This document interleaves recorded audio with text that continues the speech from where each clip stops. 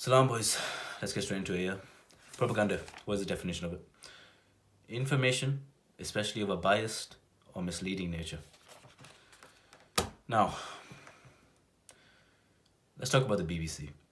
So, the BBC's mission statement on their website is to provide to provide an unbiased account of events. Yeah.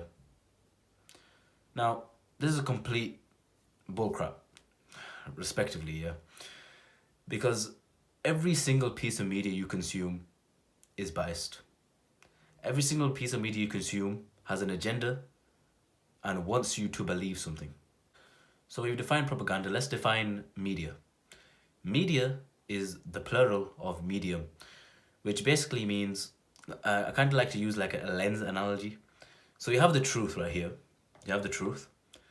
And this is a lens, this is the media. Now you're on the other side of the lens, looking through the lens to the truth. Now the thing is with this lens or the media is it's distorted depending on what kind of news outlet or video that you watch. Yeah. The truth never gets to you properly because the lens isn't clear. The lens is either is rose tinted or it's just like a crap lens. By the way, if you don't know what an agenda is basically like someone's motive to do something.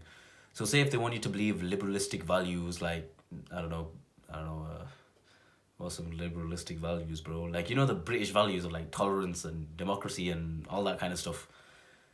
They say if it's an event that's happened, they'll report on the event, but then they'll talk about it in such a way that you kind of, by watching it, you're taking on their perspective of the event.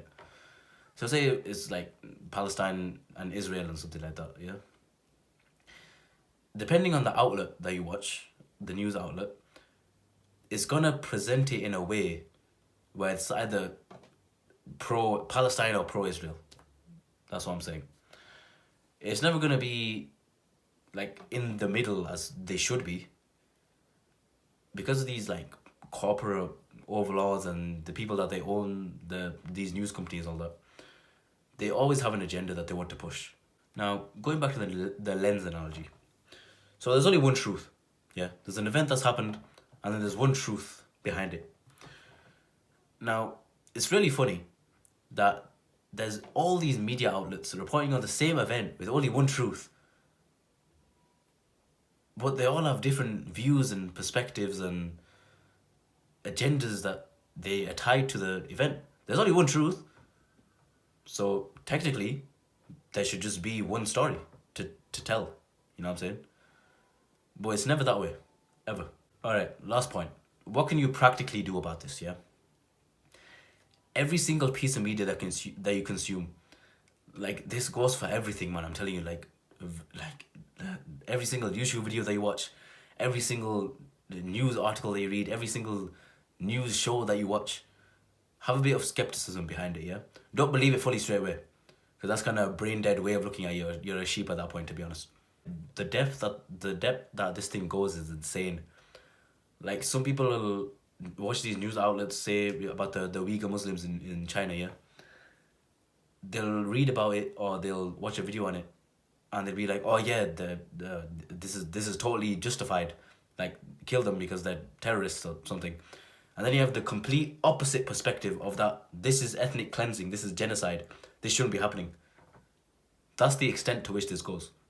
So yeah, just always be skeptical about all these news outlets, mostly news, but every single piece of media they consume. Yeah. Even it goes for movies, it goes for TV shows, it goes for video games, everything. I mean, you shouldn't be consuming like entertainment anyway if you kind of want to better your life. But I'm not telling you to do a freaking content analysis on everything, yeah. But just be wary of these things, yeah. That's all I wanted to talk about. Safe boys, office.